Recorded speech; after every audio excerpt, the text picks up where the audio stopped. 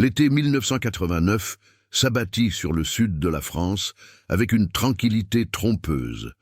Les eaux au large des côtes provençales scintillaient sous le soleil, tandis que les touristes espagnols débarquaient en quête d'aventure sans se douter de ce qui les attendait. Parmi eux se trouvait Clara Montoya, une jeune étudiante en archéologie curieuse et déterminée, et Javier Ramos, photographe de voyage, toujours en quête d'images racontant des histoires que personne n'osait immortaliser. Ils partageaient une énergie débordante, mais de subtiles différences de personnalité. Clara était prudente et méticuleuse, tandis que Javier se fiait à son instinct et à la chance. Le groupe d'amis décida d'explorer une région méconnue, loin des sentiers battus, où les rivières dissimulaient des recoins de végétation luxuriante et des plages isolées. Ils ignoraient que ces paysages idylliques recelaient un danger silencieux. La nature semblait avoir sa propre personnalité, silencieuse, observatrice, presque palpable au moindre pas des intrus qui osaient s'aventurer sur ses rives. En marchant, Clara remarqua des traces d'animaux récentes, signes qui indiquaient que l'endroit, malgré sa beauté, n'était pas totalement inhospitalier. Javier, quant à lui, immortalisait chaque détail avec son appareil photo, ignorant l'avertissement silencieux de la forêt. Parmi des arbres tortueux et des branches aux allures de bras tendus, ils arrivèrent à une clairière où une vieille barque gisait abandonnée, perdue dans la végétation. La rouille rongeait sa structure métallique, mais quelque chose en elle laissait encore deviner un mouvement récent. Au premier abord, cela ressemblait à une vieille barque, oubliée du temps, mais sa position était troublante. Elle n'était ni près de l'eau, ni à proximité d'un sentier. Comment était-elle arrivée là? La végétation environnante était dense, comme si elle cherchait à l'engloutir et à la dissimuler.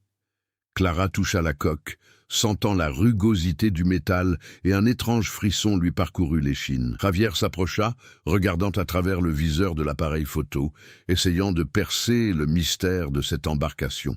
Pendant ce temps, dans la ville voisine, des rumeurs commencèrent à circuler au sujet de touristes espagnols disparus 14 ans plus tôt, dont les recherches n'avaient jamais rien donné.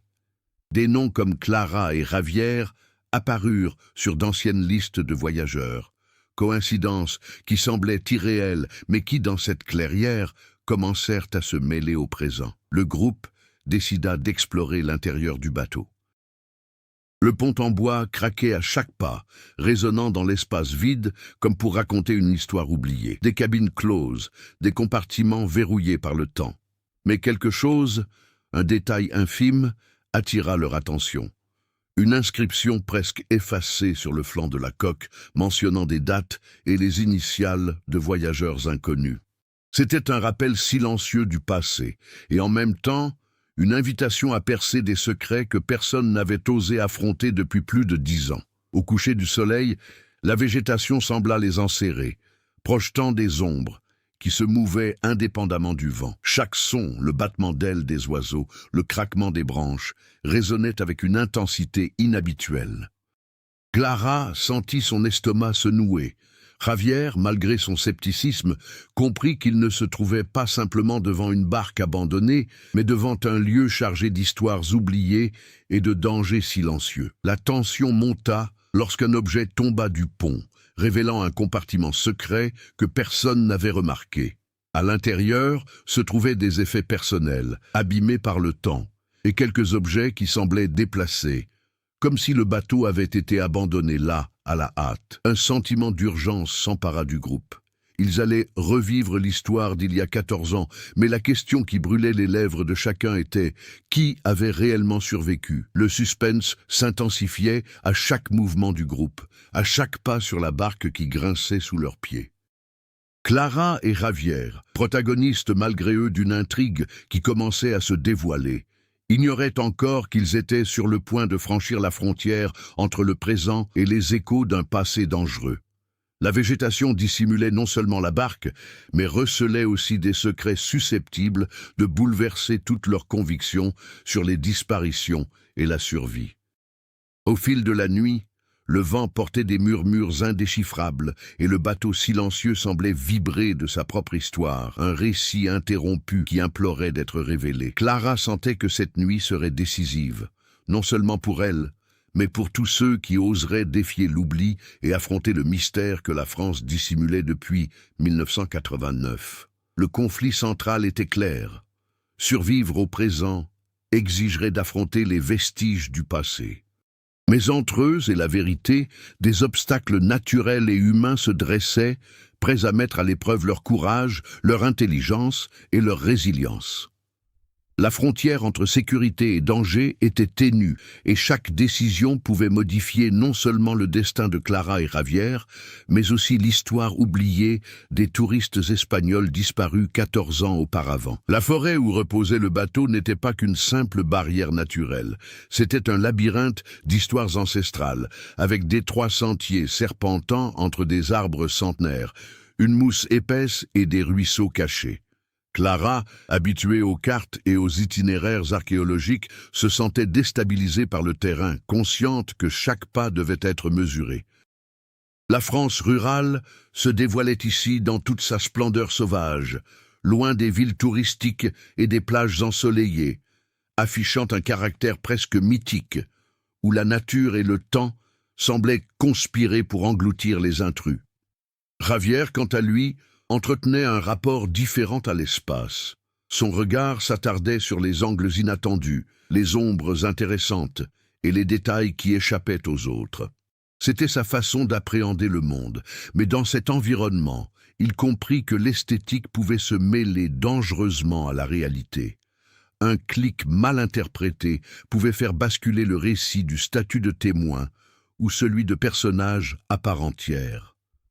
En explorant les environs du bateau, ils commencèrent à remarquer des signes de leur présence. Des empreintes anciennes et récentes s'entremêlaient dans la boue, suggérant que d'autres, humains ou non, avaient foulé ce territoire. Clara analysait attentivement chaque détail, se remémorant des articles sur des disparitions dans la région, d'anciens témoignages de touristes s'étant volatilisés sans laisser de traces. Chaque découverte faisait ressurgir des tensions sous-jacentes. Le passé de la France, avec ses routes de pêche isolées, ses villages préservés du tourisme et les rumeurs de disparitions non élucidées, tout cela influençait la perception du groupe. Le groupe de touristes espagnols, désormais protagonistes du récit actuel, avait des personnalités bien définies, mais le passé de chacun commençait à se dévoiler subtilement. Clara, forte de ses années d'études des sites archéologiques et de documentation des vestiges historiques, apportait rigueur et prudence. Javier, audacieux et spontané, s'était toujours fié à son intuition, privilégiant l'expérience et les témoignages visuels aux analyses détaillées. Cette dichotomie engendrait tension et équilibre. La prudence de Clara contrastait avec l'audace de Javier, et ensemble, ils formaient une équipe fragile, mais déterminée à percer le mystère qui se dressait devant eux.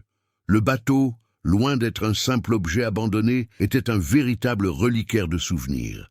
À l'intérieur, des objets personnels témoignaient d'habitudes, de peurs et de décisions passées. Petits carnets, photographies jaunies et lettres froissées offraient des fragments d'événements survenus des années auparavant. Chaque objet servait de carte des expériences et des émotions, reliant le présent au passé de manière tangible. La culture locale se manifestait dans les détails, motifs de bateaux typiques de la côte méditerranéenne, inscriptions en français et en espagnol, et objets de pêche artisanaux reflétant des pratiques traditionnelles transmises de génération en génération. Les personnages secondaires ont commencé à prendre forme dans ce contexte. Un pêcheur du coin, Henri Duval-Avec, un regard exercé à déchiffrer les mouvements de l'eau et à interpréter les signes de la nature, il s'imposa comme une figure clé.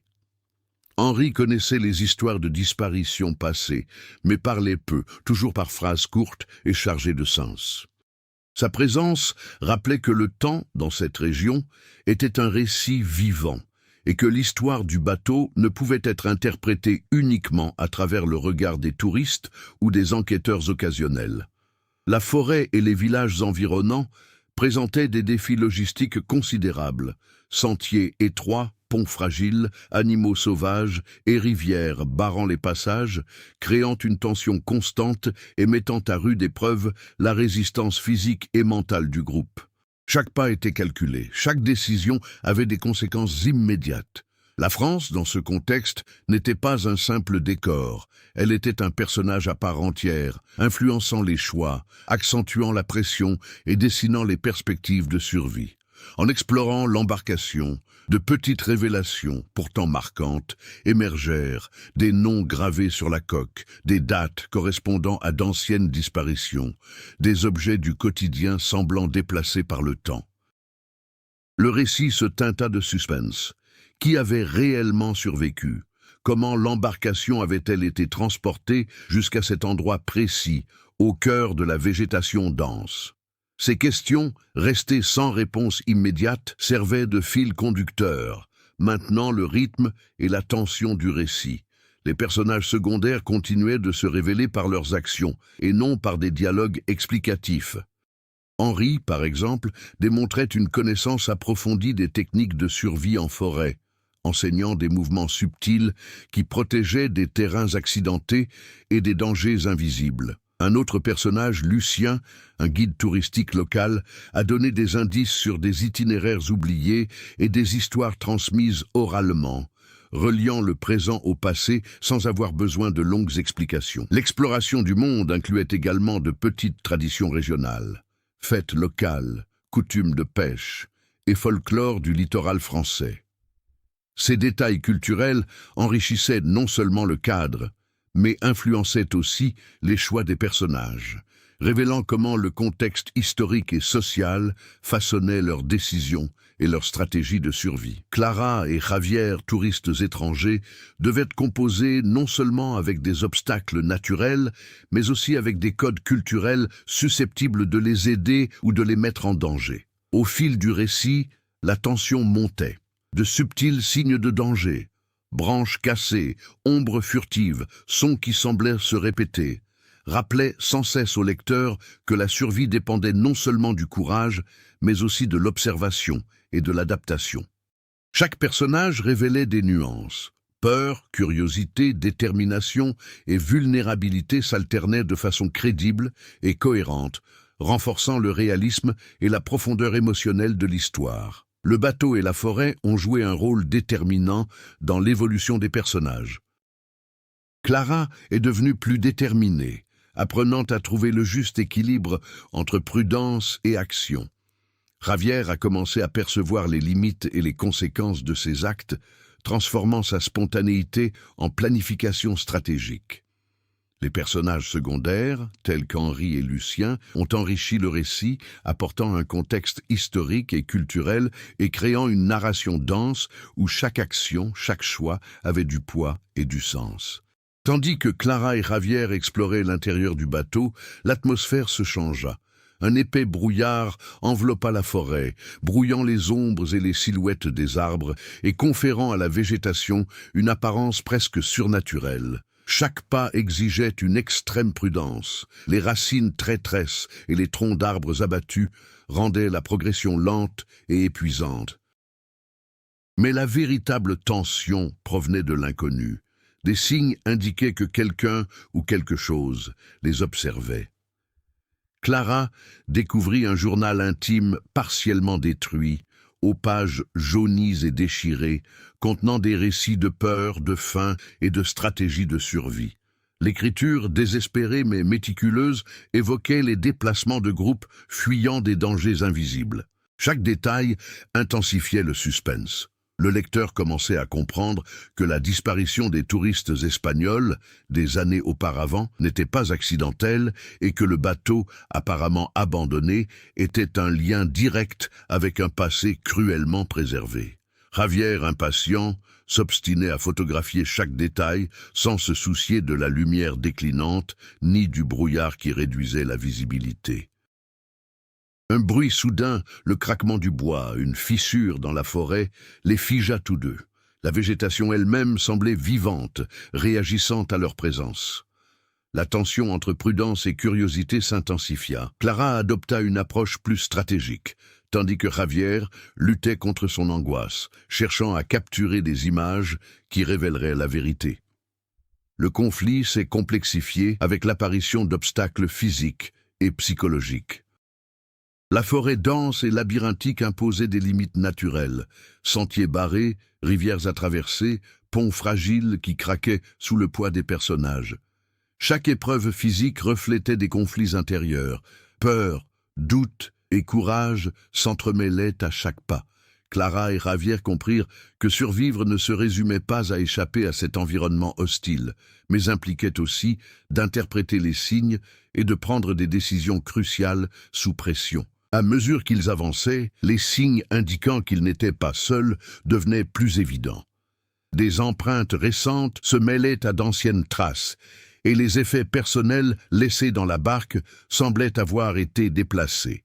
Une paire de bottes de cuir usées, une écharpe tachée de sang, un flacon de médicaments ouvert, tout indiquait que le passé et le présent s'étaient heurtés à cet endroit précis de la forêt. La présence d'autres êtres humains, peut-être des survivants ou d'anciens explorateurs, ajoutait au doute. Étaient-ils des alliés ou des menaces? Henri, le pêcheur du coin, fit son apparition, prodiguant des avertissements subtils et des observations qui témoignaient d'une connaissance approfondie du terrain. Il suggéra des itinéraires alternatifs, mais signala aussi des dangers moins évidents, des pièges naturels, des endroits où la végétation dissimulait des trous ou des animaux prédateurs. La tension monta, Clara et Javier devant trouver un équilibre entre la confiance qu'ils accordaient à leur guide et la nécessité de prendre des décisions de manière autonome, mettant ainsi leur jugement à l'épreuve face au risque. Le conflit émotionnel s'intensifia. Javier, frustré par la nécessité de la prudence, commença à presser Clara d'accélérer, augmentant ainsi le risque d'accident. Clara, de son côté, s'efforçait de garder le contrôle du groupe, consciente que chaque décision pouvait être une question de vie ou de mort. Cette dynamique souligna la profondeur des personnages. Les différences de personnalité se muèrent en un conflit actif, sans qu'il soit nécessaire de recourir à de longs dialogues ou à des explications superflues. En explorant un compartiment caché du bateau, ils découvrirent des objets de survie, des bidons d'eau, des conserves, des outils de fortune. Certains étaient étrangement bien conservés, laissant supposer qu'une personne était revenue récemment sur les lieux. Cette découverte souleva de nouvelles questions. Qu'était-il arrivé aux touristes disparus? Qui avait survécu? Le récit s'étoffa, révélant des mystères qui dépassaient largement le cadre de la simple exploration du bateau. Le rythme du récit s'accéléra avec l'apparition de nouveaux obstacles. Une fine pluie commença à tomber, transformant les sentiers en boue glissante. Des animaux hurlèrent au loin. Des branches craquèrent sous des pas pressés. Chaque détail ajoutait du réalisme et de l'urgence, conférant aux décisions des protagonistes des conséquences immédiates. La survie dépendait de l'action, de l'intelligence et du courage, et non de la simple chance. De petites intrigues secondaires commencèrent à se dessiner naturellement. Clara s'interrogeait sur la sécurité de chaque itinéraire. Javier luttait contre son instinct de tout photographier, prenant des risques potentiellement coûteux. Henri et Lucien, les habitants du coin, offraient leur aide et leurs informations, mais dissimulaient aussi leurs propres secrets. De subtils gestes, des regards et des silences laissaient entendre que tous ne disaient pas toute la vérité, créant une tension supplémentaire et une méfiance grandissante qui maintenait le récit imprévisible. Le conflit s'étendait également aux choix éthiques. Suivre des indices pouvant mener à des survivants inconnus, s'aventurer en zone dangereuse en quête de réponse, ou battre en retraite pour préserver sa sécurité. Chaque choix avait un impact direct sur le déroulement de l'histoire, renforçant l'idée que la survie relevait autant du courage que de la stratégie. Le récit, axé sur l'action et la réaction, maintenait l'intérêt du lecteur et la tension constante. À la fin du conflit, Clara et Javier se retrouvèrent devant une clairière qui révélait bien plus que le simple bateau. Des fragments d'histoire passée, des objets et des signes laissés par des survivants de longue date pointaient vers une vérité plus profonde, presque incroyable. La survie de ces touristes disparus avait été partiellement documentée, mais leur destin était intimement lié aux secrets enfouis de la forêt, créant une énigme qui appelait à être résolue. Tandis que Clara et Javier progressaient dans la forêt, l'histoire s'enrichissait d'éléments qui, à première vue, semblaient périphériques, mais qui se rapprochaient rapidement du mystère central. Chaque personnage secondaire prenait un rôle actif, apportant ses propres motivations et conflits intérieurs qui enrichissaient le récit. Henri, le pêcheur du coin, révéla des détails sur des disparitions antérieures, non seulement celles des touristes espagnols de 1989, mais aussi celles d'autres voyageurs ayant emprunté les mêmes sentiers. Ces récits semblaient de petites légendes locales, mais sous-tendues par une réalité troublante. Certains endroits de la forêt et le long de la rivière étaient quasiment impénétrables, et ceux qui osaient ignorer les avertissements des habitants disparaissaient presque toujours. Les échanges entre Henri et le groupe de touristes créèrent une tension palpable, car sa réticence à tout partager engendra la méfiance et obligea Clara et Javier à évaluer jusqu'à quel point ils pouvaient lui faire confiance. Lucien, le guide, sortit de vieilles cartes, des documents historiques sur la région et des témoignages de survivants ayant fui la forêt des décennies auparavant. Chaque découverte accentuait le suspense. Le groupe comprit que ces disparitions n'étaient pas des accidents isolés, mais s'inscrivaient dans un cycle plus vaste, où des facteurs naturels, des erreurs humaines et des secrets gardés par les habitants avaient façonné le destin de ceux qui s'aventuraient dans la forêt. Alors qu'ils exploraient les environs du bateau, ils furent confrontés à la nature de manière inattendue. Orages soudains, rivières tumultueuses et zones de végétation impénétrables.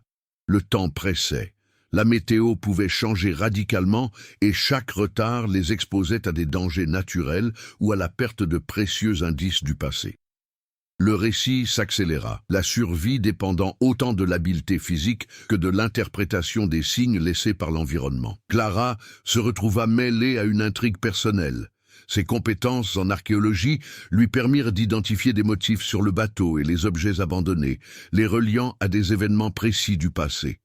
Chaque découverte l'amenait à s'interroger non seulement sur ce qui s'était passé en 1989, mais aussi sur sa propre capacité à faire face à des situations extrêmes. Javier, quant à lui, était confronté à des dilemmes éthiques et émotionnels. Photographier chaque détail signifiait risquer sa propre sécurité et celle de Clara.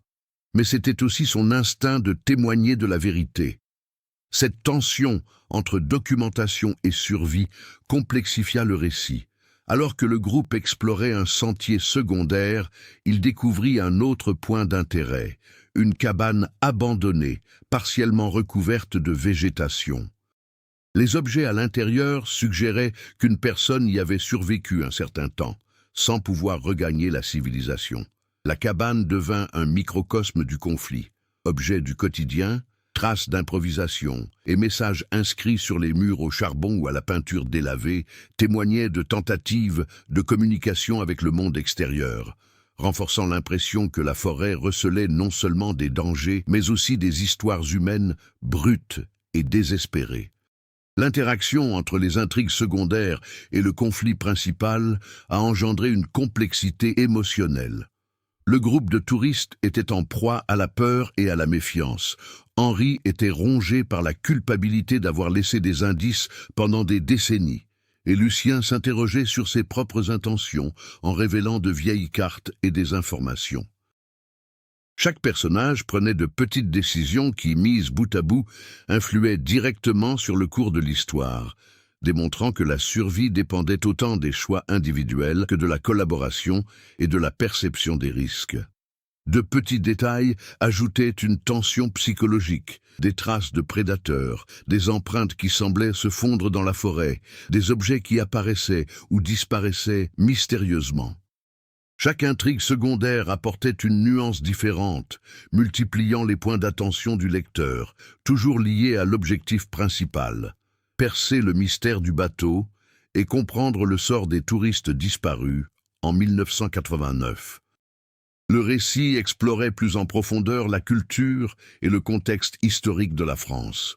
De vieilles cartes révélaient des routes commerciales et de pêche, tandis que le folklore local évoquait des sentiers maudits ou des lieux où des voyageurs disparaissaient inexplicablement. Ces éléments culturels n'étaient pas de simples ornements, mais des acteurs à part entière du récit, influençant les décisions et conférant au cadre un réalisme saisissant. Clara, archéologue de formation, interprétait ces indices de manière pragmatique, tandis que Javier en saisissait l'impact visuel et émotionnel, soulignant ainsi la dualité entre savoir technique et perception sensorielle. La pression du temps s'intensifiait. Plus le groupe tardait à découvrir la vérité, plus les risques augmentaient. Chaque nuit passée en forêt était synonyme de danger, de froid et d'incertitude. La végétation dense et le terrain accidenté exigeaient une adaptation constante, rendant chaque choix d'itinéraire et chaque action immédiate cruciale. De petites erreurs ou des décisions impulsives pouvaient s'avérer coûteuses, soulignant l'importance de la coopération et du renseignement stratégique. Des intrigues secondaires émotionnelles se sont également développées. Clara et Javier ont tissé des liens de confiance et de dépendance, tandis qu'Henri et Lucien étaient confrontés à des dilemmes éthiques quant à la part du passé à révéler. L'interaction entre ces arcs narratifs secondaires et le conflit central a créé une tension narrative constante, sans jamais perdre le fil de l'histoire. Chaque action avait des répercussions directes, et chaque découverte soulevait de nouvelles questions, préservant ainsi l'imprévisibilité du récit. La complexité s'accrut lorsque des indices laissent penser que certains touristes disparus ont survécu en secret, mais leurs actions et leurs motivations demeurent obscures. Les objets retrouvés témoignent de tentatives de survie, mais constituent également des indices qui sèment la confusion plutôt que d'éclaircir. La forêt gardait ses secrets avec une cruauté et une intelligence implacables. Le récit explore les réactions des différents personnages face à ces informations incomplètes, révélant une palette d'émotions et de stratégies qui enrichit l'intrigue. À la fin de ce chapitre, Clara, Javier et les autres personnages secondaires étaient pleinement pris dans un écheveau complexe. Mystère, survie, intrigues personnelles et culturelles entremêlées, et une tension croissante quant à ce qui s'était réellement passé en 1989. Chaque élément contribuait à préparer le lecteur à la suite de l'histoire, tournant en gardant le récit concentré et passionnant. La nuit tomba rapidement sur la forêt et un épais brouillard transforma chaque arbre en une ombre indistincte. Clara et Javier suivirent un sentier qui menait à une clairière près du bateau, accompagnés d'Henri et de Lucien. L'atmosphère était lourde, chargée de tension et d'attente. Quelque chose allait ressurgir du passé et changer le cours de l'histoire. Tandis qu'ils exploraient la clairière, Javier aperçut une forme se mouvant dans l'épaisse végétation. D'abord, il crut à un animal, mais ses mouvements étaient humains, lents, prudents, presque fantomatiques. Clara, d'un regard perçant, le remarqua également. Tous deux se figèrent, le cœur battant la chamade. La silhouette apparut, un homme âgé, l'air épuisé, les vêtements déchirés et des brûlures au visage, avec des yeux qui reflétaient des décennies de souffrance et d'isolement. Le choc est survenu avec la réalisation. Il était Eduardo Sanchez, l'un des touristes espagnols disparus en 1989. La révélation était étonnante et surréaliste. Non seulement quelqu'un avait survécu, mais s'il a vécu isolé dans cette forêt pendant 14 ans dans des conditions inimaginables. Le silence était pesant parmi les personnes présentes, seulement troublé par le craquement des feuilles sous les pas et le murmure de la brume entre les arbres. Eduardo pouvait à peine parler, mais ses gestes et ses expressions racontait son histoire. Il indiquait des directions, désignait des endroits où d'autres survivants auraient pu se trouver et montrait les marques laissées sur le bateau et la cabane abandonnée. Chaque geste était une pièce du puzzle. La forêt, le bateau et les effets personnels étaient liés d'une manière à la fois logique et terrifiante.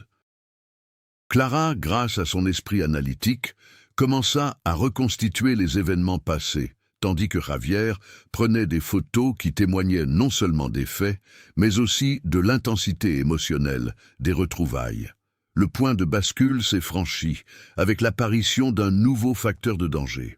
Henri a détecté des mouvements suspects dans les environs, peut-être de la part de chasseurs illégaux ou d'habitants qui dissimulaient les disparitions.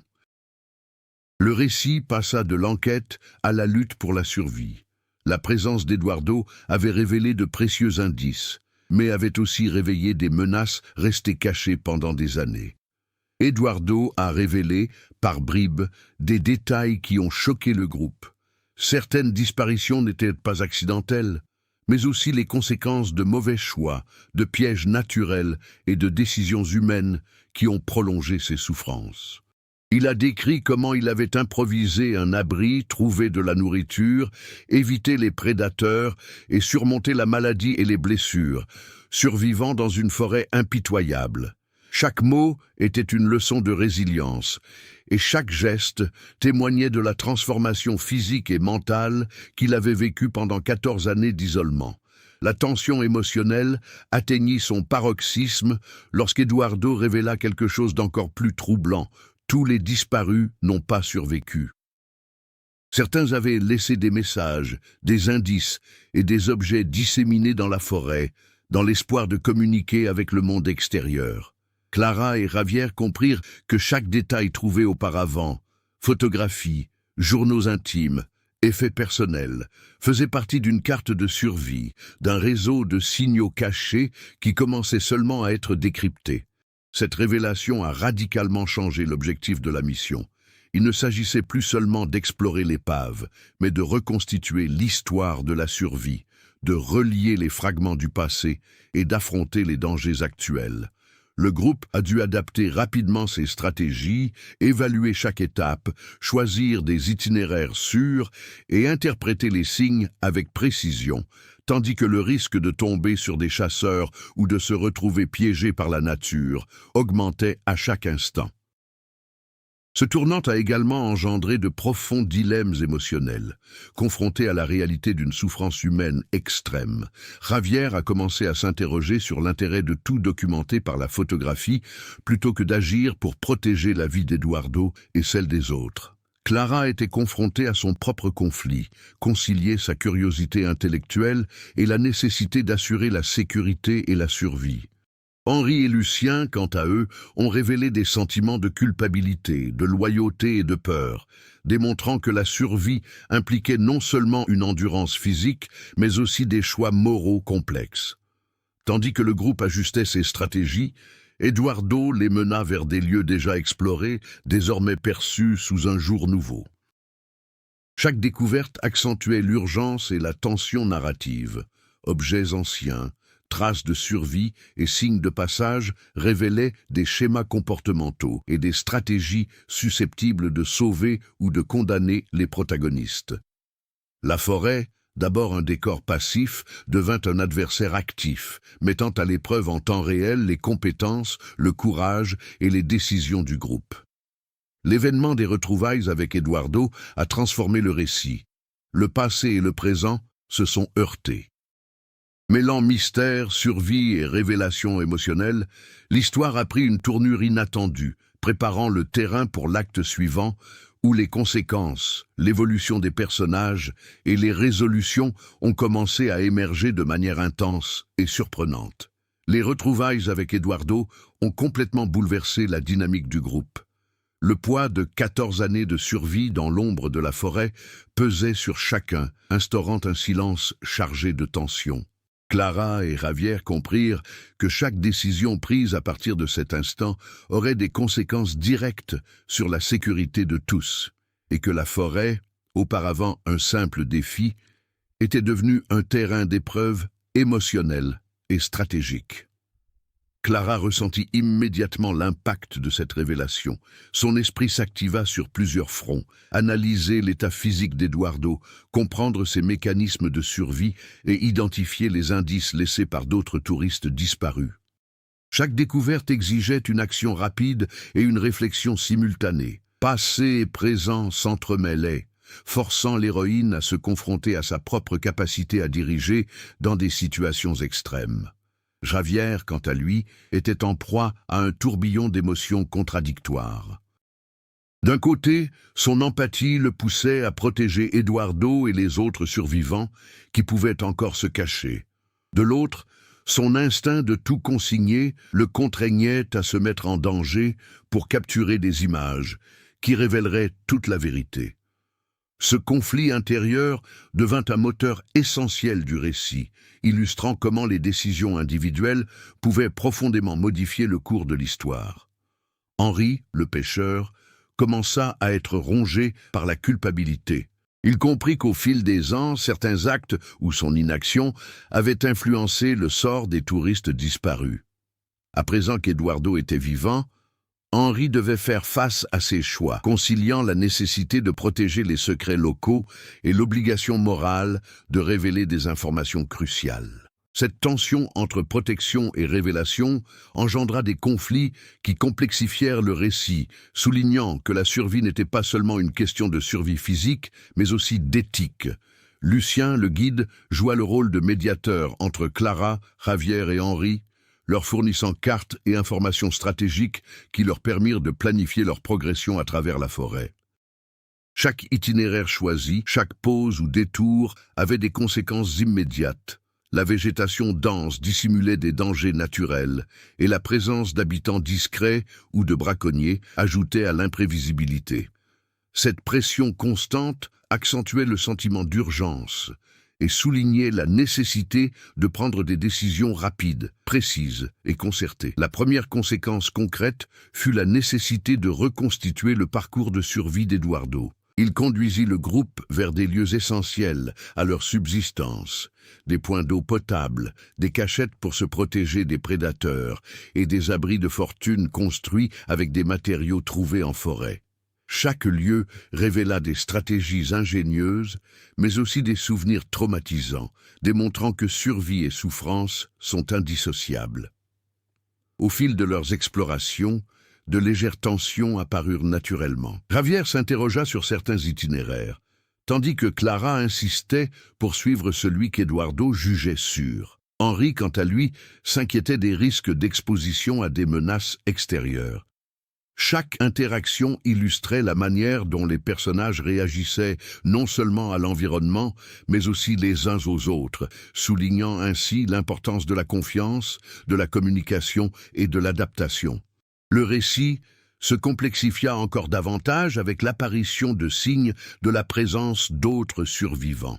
Des objets récemment abandonnés dans la forêt indiquaient qu'Eduardo n'était pas seul. Cette découverte engendra immédiatement des tensions. Le groupe devait décider s'il fallait partir à la recherche de ces personnes, au risque de s'exposer à des dangers supplémentaires, ou se concentrer sur sa propre survie. Cette décision mit à l'épreuve le leadership de Clara, le courage de Javier et la moralité d'Henri et de Lucien. Les conséquences émotionnelles furent également profondes. Clara éprouvait un mélange d'admiration et de responsabilité en voyant comment Eduardo s'était transformé en un survivant hors pair, ayant conservé sa santé mentale et sa créativité durant des années d'isolement. Javier, quant à lui, était partagé entre choc et gratitude.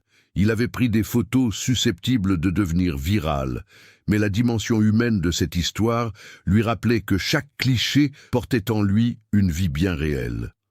Au-delà des réactions individuelles, le groupe commença à comprendre que les retrouvailles avec Eduardo modifiaient le rythme du récit. L'accent passa de l'exploration et de la découverte à l'action coordonnée, à la prise de décision sous pression et à la préparation face à des dangers imminents. Chaque obstacle naturel, rivière, végétation dense, étendue de boue, devint une métaphore des défis émotionnels et éthiques auxquels les personnages étaient confrontés. Ce tournant a également entraîné des conséquences extérieures. Des signes du monde extérieur ont commencé à se manifester. Chercheurs, journalistes et familles des touristes disparus, toujours à leur recherche, ont été intégrés à la stratégie du groupe. L'histoire, initialement centrée sur la survie matérielle, a désormais intégré des dimensions sociales et émotionnelles, intensifiant le suspense et préparant le terrain à des révélations encore plus bouleversantes. Au fil de leur progression, de petits conflits internes surgirent. Clara et Javier débattaient des priorités. Préserver les preuves, protéger Eduardo, avancer prudemment. Henri s'interrogeait sur les conséquences juridiques et morales que pourrait entraîner la révélation d'anciens secrets. Lucien, quant à lui, équilibrait stratégiquement information et action. Chaque décision avait des répercussions immédiates, maintenant le rythme du récit intense et constant. À la fin de l'histoire, la tension était à son comble, préparant le groupe à affronter les défis suivants. Il leur fallait non seulement survivre dans la forêt, mais aussi gérer la complexité émotionnelle, les dilemmes éthiques et les pressions extérieures apparues après leur retrouvaille avec Eduardo. Chaque personnage était transformé, leurs relations redéfinies, et l'intrigue évoluait vers le dépassement des obstacles et la croissance personnelle, sans jamais perdre son suspense. La forêt semblait plus dense et plus impitoyable que jamais, mais quelque chose avait changé au sein du groupe. Clara et Javier, désormais conscients de leur retrouvailles avec Eduardo et des difficultés de la survie autour du bateau, devaient transformer leur peur et leur incertitude en actions stratégiques. Ce tournant avait mis en lumière des faiblesses, mais aussi révélé des forces insoupçonnées, tant individuelles que collectives. Clara commença à diriger avec plus d'assurance, alliant ses connaissances archéologiques et son sens de l'observation à des décisions pragmatiques en matière de survie. Chaque choix d'itinéraire ou d'abri reposait non seulement sur la sécurité physique, mais aussi sur l'efficacité et la préservation de l'énergie. Son évolution était manifeste.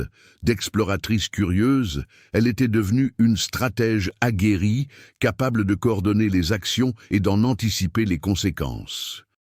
Javier, autrefois impulsif, a appris à maîtriser son anxiété et à canaliser son énergie créative de manière constructive. Il a découvert l'équilibre entre la prise de notes visuelles et la prudence dans l'action, transformant son sens de l'observation en un outil précieux pour la planification. Son évolution fut à la fois pratique et émotionnelle. Il a fini par privilégier la collaboration et la confiance à la simple capture d'images, comprenant que la survie exigeait empathie et patience. Eduardo, que l'on considérait jusque-là comme un simple survivant, devint malgré lui un mentor. Son expérience démontra que la créativité, l'adaptabilité et la résilience peuvent se développer sous une pression extrême. Il enseigna des techniques de camouflage, l'identification des pièges naturels, les méthodes de collecte d'eau et de nourriture, ainsi que des moyens de maintenir le moral même dans des conditions difficiles. Au contact du groupe, il transmit non seulement des connaissances pratiques, mais aussi un apprentissage émotionnel, la résilience, la patience et la capacité de prendre des décisions face aux dangers. Henri et Lucien durent eux aussi faire face à leurs propres défis intérieurs. Henri, confronté à des années de silence et de culpabilité, apprit à faire confiance et à assumer pleinement ses responsabilités, devenant un soutien fiable pour les touristes et Eduardo. Lucien, quant à lui, dut concilier connaissances stratégiques et éthiques, décidant à quel moment révéler des informations sensibles sur le passé de la forêt afin de protéger des vies. Ces évolutions parallèles confirmèrent que la survie n'était pas seulement une question physique, mais un processus collectif d'apprentissage et d'adaptation. La forêt, véritable adversaire naturel, présentait de nouveaux obstacles qu'il fallait surmonter. Des étendues de boue profonde, des rivières au courant impétueux et des zones de végétation quasi impénétrables mirent à l'épreuve la résilience et la créativité du groupe. Clara choisissait les itinéraires, Eduardo proposait des solutions improvisées, et Javier relevait les indices signalant les dangers ou les passages sûrs. Chaque défi était un catalyseur de croissance, témoignant de l'évolution constante des personnages sans que les conflits passés ne se répètent. Cette évolution émotionnelle et psychologique s'est également manifestée dans les interactions interpersonnelles. Clara et Javier ont développé une confiance et une dépendance mutuelle, apprenant à anticiper les mouvements et les réactions de l'autre. L'empathie est devenue un outil de survie. Repérer les signes de stress ou de fatigue chez leurs compagnons leur a permis d'adapter leur stratégie plus efficacement. Henri et Lucien, d'abord figures de soutien, sont devenus des acteurs à part entière des décisions cruciales, renforçant ainsi l'importance de la collaboration et de l'intelligence collective. Un élément clé pour surmonter cette épreuve est apparu lorsque le groupe a rencontré une portion particulièrement dangereuse de la forêt, une zone marécageuse à la végétation quasi impénétrable. Ce fut l'épreuve ultime de la coordination, de la créativité et du courage acquis tout au long du récit. Clara a guidé le groupe, Eduardo a suggéré des solutions de survie qu'il avait lui-même utilisées au cours des 14 dernières années, et Javier a noté des signes et des schémas permettant une prise de décision en temps réel. La traversée réussie a non seulement sauvé des vies, mais a aussi symbolisé la progression collective et individuelle de tous les personnages. Le récit mettait l'accent sur la transformation par des actions et des décisions concrètes, évitant les répétitions de dialogues ou les monologues intérieurs. Chaque personnage affichait une évolution visible. Compétences, résilience émotionnelle et qualité de leadership transparaissaient dans chaque étape et chaque choix. La tension montait, mais avec le sentiment que le groupe était désormais mieux préparé, plus uni et plus stratégique. Au fil de leur progression, les petites victoires quotidiennes, trouver de l'eau potable, surmonter les obstacles naturels, déchiffrer les signaux des autres survivants, renforçaient l'idée que la croissance et le dépassement des difficultés étaient cumulatifs. Chaque expérience était intégrée à la décision suivante, démontrant que l'apprentissage et l'adaptation étaient essentiels à la survie. Le point culminant de leur progression a été atteint lorsque le groupe a découvert une zone sûre près du bateau, mais pas encore totalement à l'abri du danger. Là, les stratégies de chacun ont été mises à l'épreuve. Coordination, créativité, courage et rapidité de décision ont été conjugués pour assurer protection et stabilité. Clara a dirigé avec clarté et fermeté. Javier a fait preuve d'un sens aigu de l'observation pour éviter les risques. Eduardo a apporté son expertise acquise en solitaire. Et Henri et Lucien ont joué un rôle de facilitateur stratégique. Ce point a consolidé la trajectoire de dépassement des difficultés. Chaque personnage avait évolué, transformant la peur en action, l'incertitude en stratégie, l'impulsivité en planification. Le récit a mis en lumière le fait que la survie ne se limite pas à la résilience physique, mais englobe également la résilience émotionnelle, sociale et cognitive. L'aube baignait la forêt d'une lumière diffuse, mais une brume persistante enveloppait encore le terrain accidenté. Le groupe savait que la prochaine étape exigerait une attention maximale. Le dénouement était proche et chaque décision pouvait changer le destin de chacun. Clara, Javier, Eduardo, Henri et Lucien sentaient que les retrouvailles avec Eduardo et l'exploration de la forêt n'avaient été que le prélude à quelque chose de plus grand. La première étape consistait à consolider les stratégies. Clara a passé en revue les itinéraires, évalué les points à risque et repéré les zones où des signes de présence d'autres survivants ou de dangers humains pourraient apparaître. Chaque détail était crucial.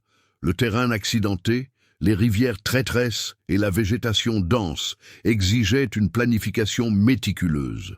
Eduardo a apporté son savoir acquis au cours de 14 années d'isolement, mettant en lumière les pièges naturels et les schémas de danger que seule une personne ayant une expérience extrême pouvait percevoir.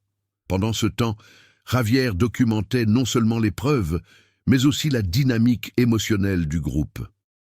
Son appareil photo capturait les gestes, les hésitations et les décisions rapides, renforçant ainsi la tension narrative. Il comprenait que l'enregistrement d'images ne se résumait pas à la simple prise de vue, mais qu'il s'agissait aussi de percevoir les signes invisibles de danger et les comportements imprévisibles, permettant au groupe de réagir plus vite.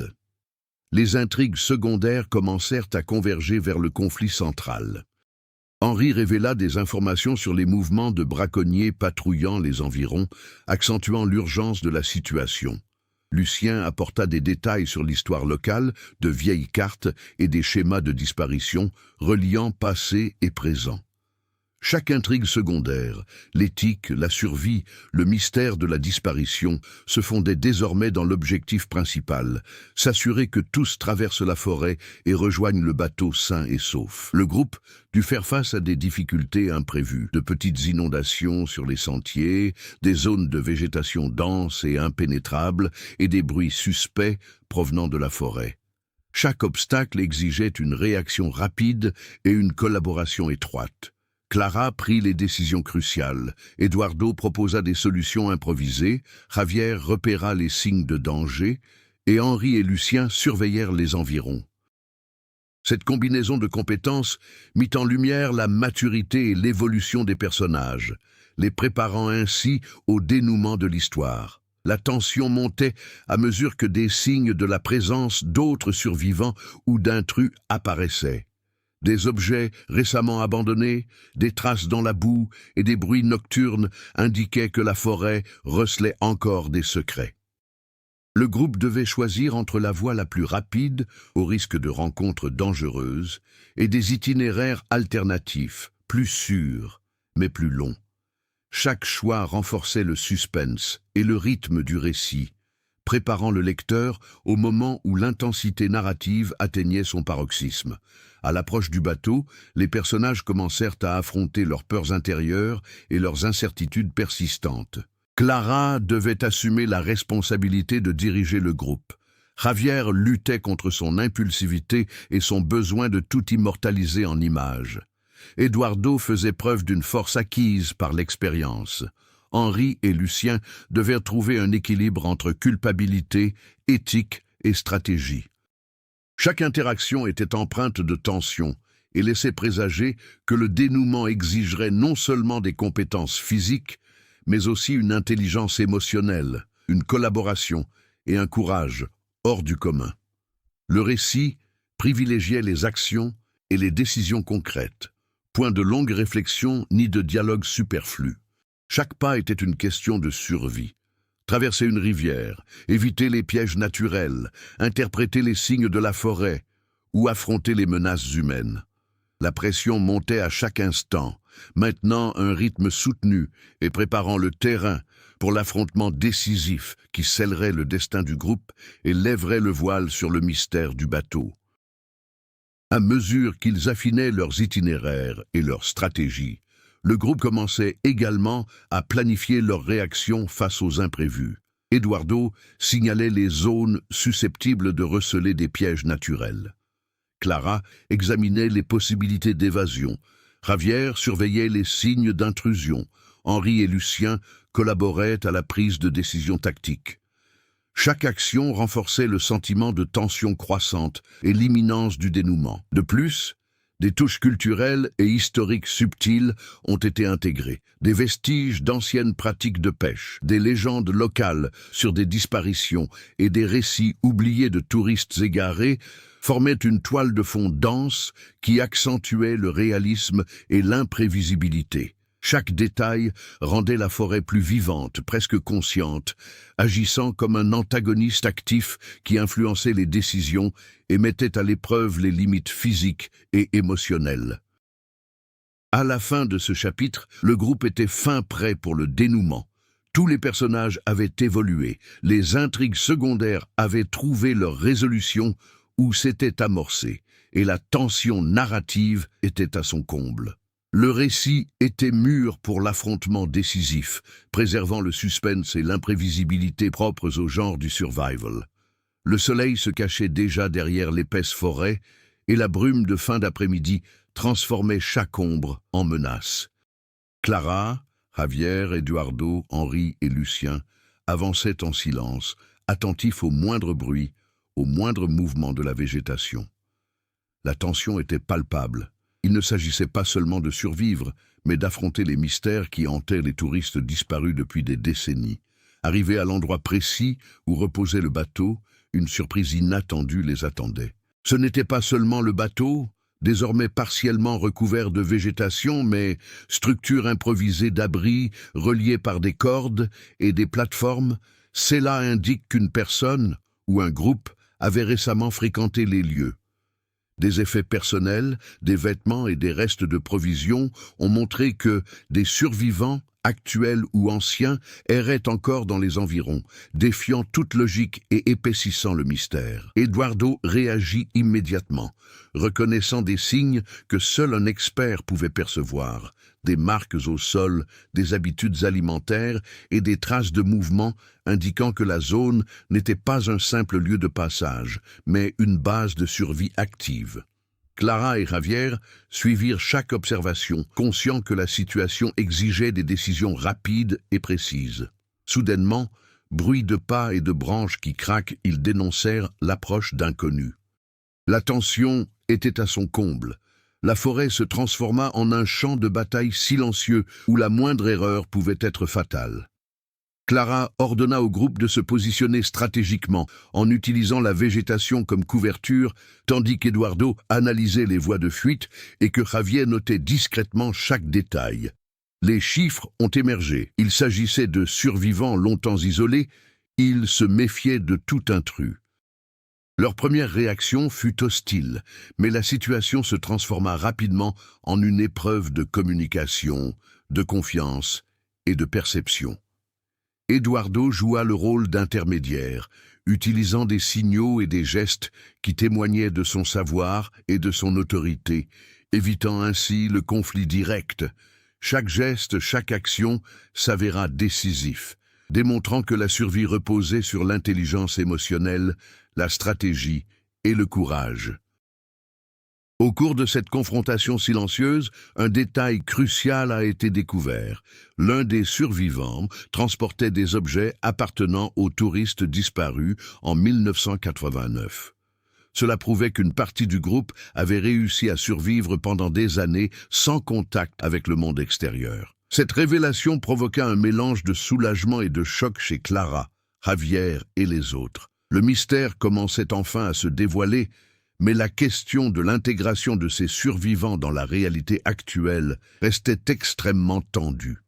Le rebondissement final s'est produit lorsqu'une arrivée inattendue des résidents locaux, des menaces jusque-là inconnues, mettait en péril la sécurité de tous. Henri, grâce à sa connaissance approfondie de la région, a anticipé leurs mouvements et a guidé le groupe vers un itinéraire sûr, assurant ainsi la protection des survivants et évitant une confrontation dangereuse.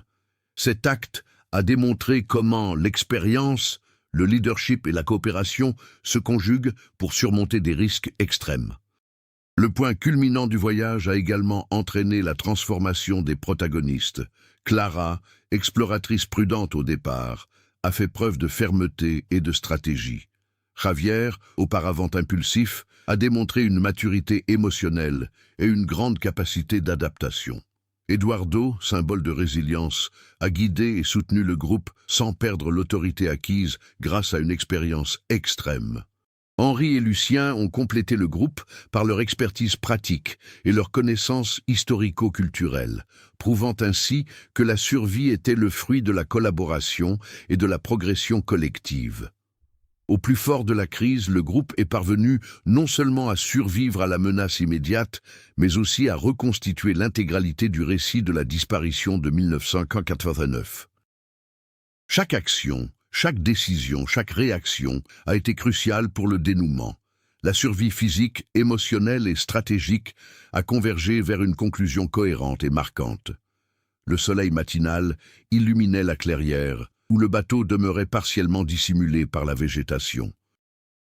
Clara, Javier, Eduardo, Henri et Lucien se rassemblèrent, épuisés mais conscients d'avoir traversé bien plus qu'une simple forêt. Ils avaient reconstitué des histoires, révélé des secrets et préservé des vies que le temps avait presque effacées de leur mémoire. Clara observait les survivants, désormais reconnus et en contact avec le monde extérieur, et éprouvait un mélange de soulagement et de responsabilité. Chaque décision prise tout au long du récit, du choix des itinéraires sûrs à l'interprétation des signes laissés au fil des décennies, avait convergé vers ce moment d'apaisement. L'archéologue n'avait pas seulement guidé le groupe, mais avait aussi contribué à préserver la mémoire et l'histoire de ceux qui avaient disparu en 1989.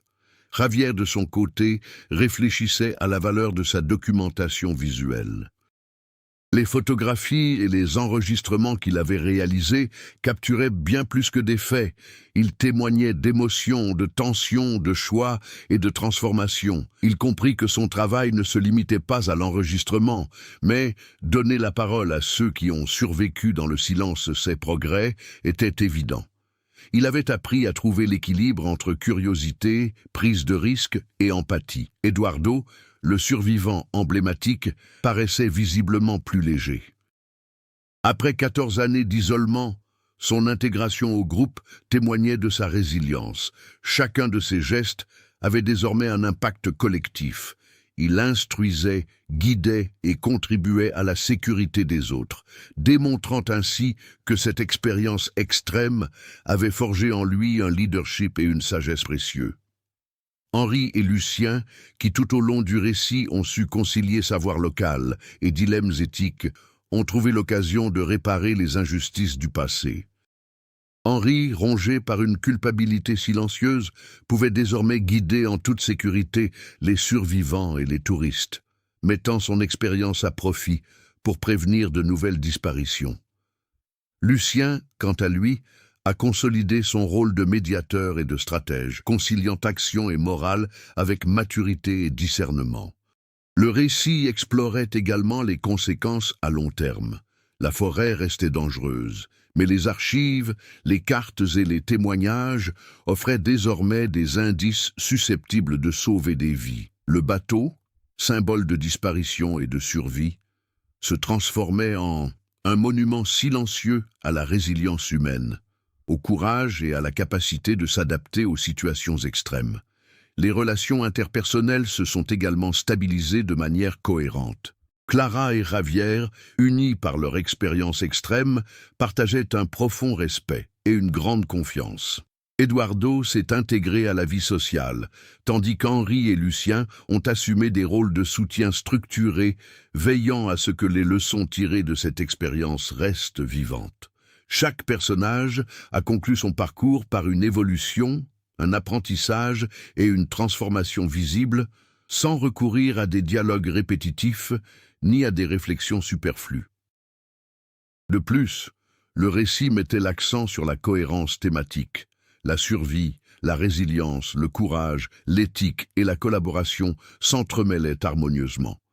Chaque décision prise par les personnages influençait le dénouement, et chaque action avait des conséquences émotionnelles évidentes, soulignant ainsi que le parcours n'était pas seulement physique, mais aussi moral et psychologique. Le groupe, désormais uni et renforcé, quitta la forêt emportant avec lui non seulement les survivants, mais aussi le récit complet des événements de 1989. La reconstitution de ces événements révéla des mystères longtemps oubliés, mais apporta également des enseignements. La survie dépend de l'action, de l'intelligence, de la collaboration et du courage, et que le passé peut être compris grâce à l'observation et à la résilience humaine. Alors que le chapitre touchait à sa fin, un sentiment d'accomplissement se faisait sentir.